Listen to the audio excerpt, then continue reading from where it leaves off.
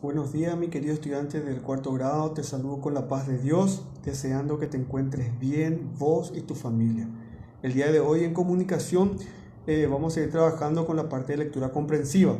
Vamos a ir usando el texto o el cuento La tortuga gigante, pero las actividades del día de hoy van a ser trabajar con los significados de algunas palabras que se encuentran dentro del texto. Dentro del texto están en color rojo resaltado algunas palabras que quiero que vayas relacionando con algunos significados. Si te cuesta encontrar el significado para unir con las palabras, o sea, hacer parear con las palabras, lo que te pido es que uses el diccionario. Entonces en la parte de actividades te coloco 4 palabras que entresaqué del texto para que vos puedas ubicar con el significado que le corresponda.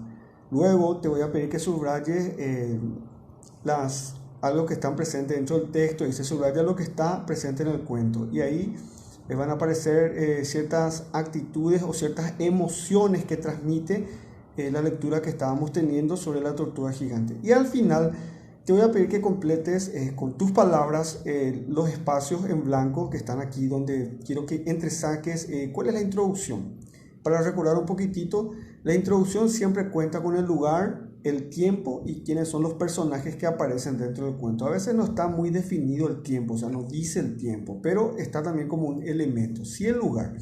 También está entonces aquí la presentación de los personajes, o sea, quiénes van a intervenir dentro del cuento. Entonces quiero que vos entresaques de la lectura o del cuento La tortuga gigante y coloques aquí en donde dice introducción, entonces quiénes son los personajes que van apareciendo, en qué lugar se va desarrollando todo esto. Segundo, lo que siempre tiene un cuento es un nudo.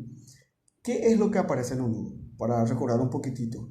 El nudo lo que hace es presenta los problemas o las acciones que se están realizando dentro del cuento, o sea, cuáles son las situaciones conflictivas que van ocurriendo y qué acciones van tomando para poder ir solucionando esos conflictos. Entonces también te voy a pedir que vayas extrayendo entonces del cuento La tortuga gigante cuáles son esas acciones, cuáles son esos problemas con tus palabras. No hace falta que escribas todo, sino que vayas haciendo un pequeño resumen. Y por último, la última parte que tiene un cuento es un desenlace. O sea, ¿qué es un desenlace? Es un final o una conclusión de ese cuento, donde voy a poner cómo terminó esto. ¿Terminó bien? ¿Terminó mal?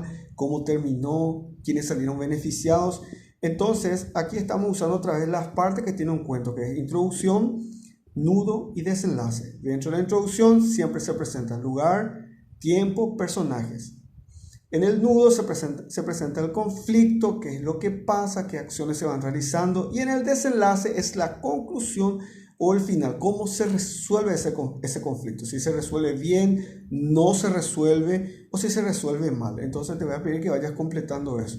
Te doy gracias por siempre estar realizando tu tarea, te bendigo, le doy gracias a Dios porque sos esforzado, porque sos valiente y porque sos una persona que siempre está pensando. Siempre te digo en la clase que yo te voy a obligar a pensar, nada de completar nada más. Quiero que vuelvas a leer, quiero que vuelvas entonces a interpretar y para cualquier duda o consulta estoy a las órdenes. Dios te bendiga.